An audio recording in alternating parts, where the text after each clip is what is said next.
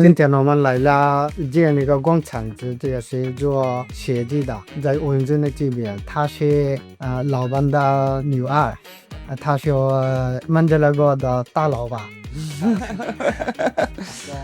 এইখানে আসলে ওদের সাথে কাজ হয়েছে আমার ওরা বাবার সাথে কাজ হয়েছে কারণ জুতা বানাইছি এখান থেকে আজকে ওর বাবা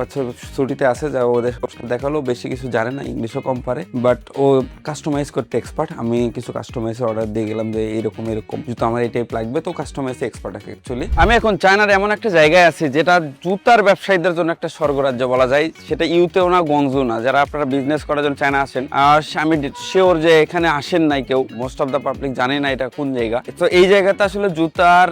বলবো যে জুতার স্বর্গ কেন বলতেছি এই পাশে যতদূর চোখ যায় ডান পাশ বাম পাশ দুই পাশে জুতার ফ্যাক্টরির আউটলেট